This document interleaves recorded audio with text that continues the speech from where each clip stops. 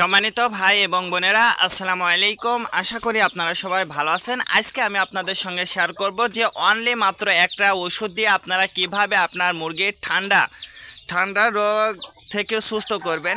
তার কারণ এখন কিন্তু দেখেন আবহাওয়াটা কিন্তু মেঘলাতে এই আবহাওয়াটাতে কিন্তু আমাদের মুরগির বিভিন্ন রোগের সংক্রমণটা কিন্তু দেখা দিচ্ছে।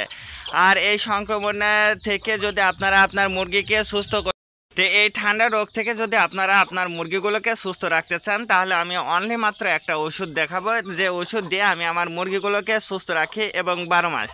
তো আলহামদুলিল্লাহ আমার মুরগিগুলো কিন্তু সুস্থ আছে। আর আপনার মুরগিগুলো কিন্তু সুস্থ রাখার জন্য অবশ্যই আপনারা এই একটা ওষুধ কিন্তু আপনারা আপনার মুরগিকে কিন্তু খাওয়াইতে পারেন।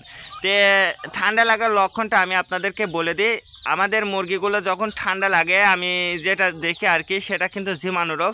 আর এই ঝিমানো প্রাথমিক অবস্থাতে মুরগিটা কিন্তু ঝিমায়, তারপরে শ্বাসকষ্টের সমস্যা দেখা দেয়, তারপরে মুরগির কিন্তু কাশির সমস্যাটা কিন্তু খুব ভালোভাবে দেখা দেয়, এবং মুরগির কিন্তু গায়ে কিন্তু প্রচণ্ড জ্বর থাকে। এই ঠান্ডাজনিত সমস্যা হওয়ার কারণে কিন্তু মুরগির গায়ে জ্বর থাকে।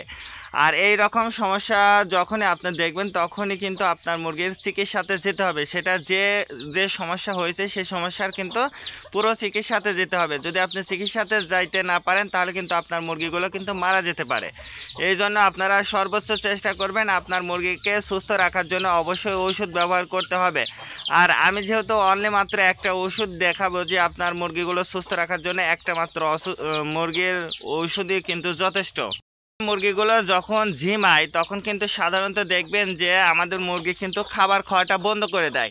আর এই খাবার খাওয়াটা বন্ধ করে দিয়ে দেখবেন যে মুরগিটা ঝিমাচ্ছে। তো এইরকম যখন সমস্যার সম্মুখীন আপনাকে হতে হবে, তখন কিন্তু অবশ্যই আপনারা চেষ্টা করবেন মুরগিটাকে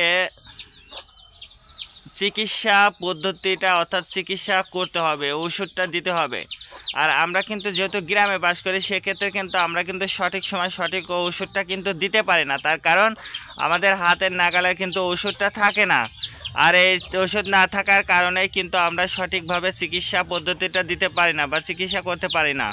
তো আপনার মুরগির যখন ঠান্ডাজনিত সমস্যা হবে বা ঠান্ডা সমস্যা হবে, সেটা আপনার বড় মুরগি হোক বা বাচ্চা মুরগি হোক, সেক্ষেত্রে কিন্তু আপনার একটা ওষুধই কিন্তু যথেষ্ট। বিশেষ করে দেখবেন যে আপনার মুরগির ঠান্ডাজনিত সমস্যা যখন হয়েছে তখন কিন্তু আপনার মুরগি ঝিমাবে, এবং সেই সময় কিন্তু আপনাকে অবশ্যই ওষুধটা চালাতে হবে। যদি আপনারা ওষুধটা চালাতে পারেন দেখবেন যে ইনশাল্লাহ আপনার মুরগিটা সুস্থ হয়ে যাবে।